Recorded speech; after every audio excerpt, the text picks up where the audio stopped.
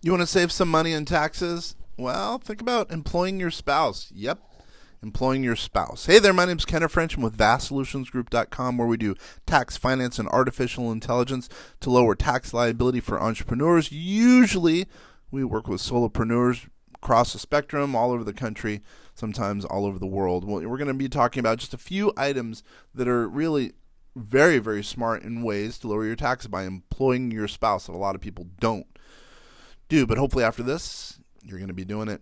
Let's get going. Pay your spouse tax-free employee benefits, not taxable wages. Although even sometimes that depends too. You'll realize no tax savings if you put your spouse in the payroll and pay he or she generally from wages. There's other tax benefits that are indirect to that. But anyway, employee wages, you pay your spouse, as I mentioned, fully taxable. Your spouse employee must pay federal, state, and income tax, etc., though you can put money away from their qualified plan. But anyway, you and your spouse must each pay the half of Social Security and Medicare tax and wages, no matter what, right? In effect, you pay your spouse wages, you're simply moving the income from one place to another. Although you could be, it really depends on the circumstances on that one. I would say you need to talk to a tax professional, your specific tax professional who knows your situation. Now, instead of wages, though, maybe you should potentially pay your spouse entirely or mostly with tax-free employee fringe benefits. Certain types of employee benefits, such as maybe health insurance, not taxable depending on your circumstances and structure of your entities.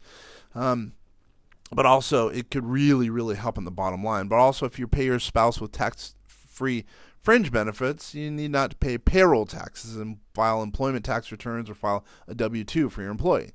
But, don't you have to pay your spouse at least minimum wage? Well, let's talk about that. Not really.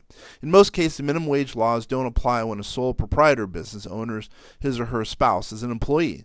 The same holds true of federal and state employment taxes. Now, think about that.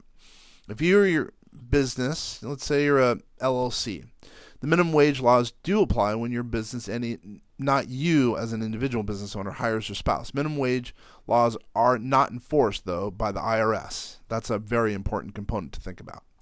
Now let's talk about establishing a medical reimbursement arrangement. Health benefits are normally the largest tax-free employee benefit you can provide a spouse. By hiring your spouse and adopting the right type of plan, really depends on the circumstances, you convert health insurance premiums and other medical expenses from your spouse, yourself, and your children under age 27 into a fully deductible business expense. Gotta like that. If your spouse is the only employee of business, a lot of our clients at vastsolutionsgroup.com, that is the case.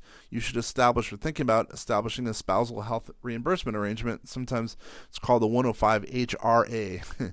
Again, 105 HRA. This is the best possible way to pay full health benefits when you own your own business.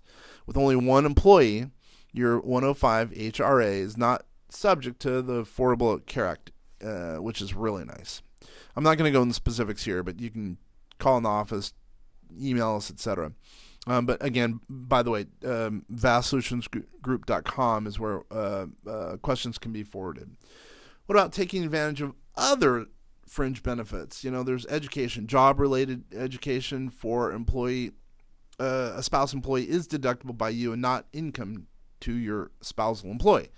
Or life insurance. Employers may provide employees up to $50,000 of group term life insurance, and that could be tax-free. There's also this thing called de minimis fringe benefits. So certainly, certain types of relatively low-cost occupational employee benefits are tax-free and deductible by the employee. These can include, meals, snacks, gifts, especially if there's, your spouse doing marketing for you, sporting events, or, theater tickets, or whatever the case is. Again, talk to your advisor, your specific advisor, who knows your situation. Or, of course, you can retain us, and we can help at vastsolutionsgroup.com. So what about Section 127 educational plans? The law prohibits Section 127 benefits to your spouse and dependents under the 5% ownership test, but there's transportation benefits. If you and or your spouse, let's say, work outside the office, you can provide that spouse tax-free transportation benefits, just as you can for any other rank-and-file employee, right? So for this year, for 2022, you can pay up to $270 a month for parking near your business. Now, at the same time, but as a result of the Tax Cuts and Jobs Act, the tax-free transportation benefits to your employees are not deductible by you, the employer. Now, because we are talking about your spouse as an employee, the transportation fringe benefits gives no net benefit to you and your spouse, but it really depends on the circumstances, because you can make it so it does.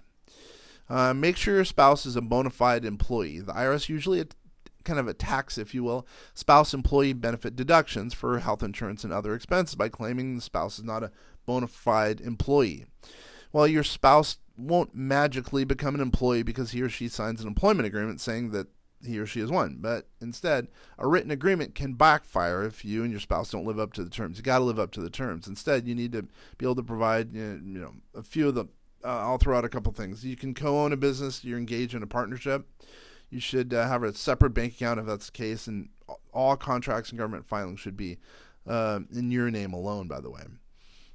Spouse really does work. The spouse must really go to work, do the work, et cetera, to help propel the business going forward. Your spouse gets paid. Yep, you should make sure that all medical and other reimbursable expenses from his or her checking account, and then submit a claim for reimbursement. Generally each month or twice a month, depending on the circumstances. Your spouse works under their own control and direction. You can't push them around, being the main business owner. The IRS uses the common law of right of control test to determine whether your spouse or any other worker is an employee. Your spouse's compensation is reasonable.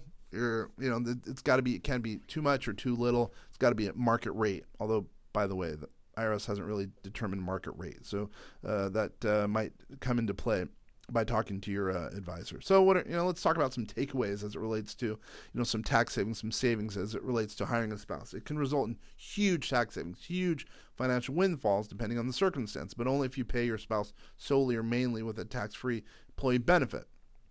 The IRS again does not require you to pay your spouse any W-2 wages. There's no law saying that a spouse has to get W-2 wages. Tax-free employee benefits are not limited to health benefits. For example, you can provide certain educational, as I've mentioned, life insurance, working condition, fringe benefits, et cetera, et cetera. For your spouse employee deduction to withstand attack by the IRS, you must be able to show your spouse is a bona fide employee, actually doing work, be regularly paid, work on their own, not be a co-owner of the business, et cetera, et cetera. Few people realize that employee as spouse can save a lot of money, but it really can. Doing so, it's complicated. You got to really understand your situation. An advisor can help you. Or, again, contact us at vastsolutionsgroup.com. We're happy to help because, believe me, this, in some cases, has saved clients tens of thousands of dollars. It's worth the review. It's worth you going and talking to your advisor, going and talking to your lawyer, going and talking to your CPA, your tax professional, maybe even your financial professional. It's worth it. As a request from me, please do so. Just go talk to one of your advisors and see if they can help you on any of these things we've talked about. Because if 10-minute episode has saved you money, we'll feel like we've done our job. Once again, my name is Kenneth French with vastsolutionsgroup.com. We're here doing tax, finance, and artificial intelligence to hopefully help you as a business owner to lower taxes and, who knows, even increase your net worth.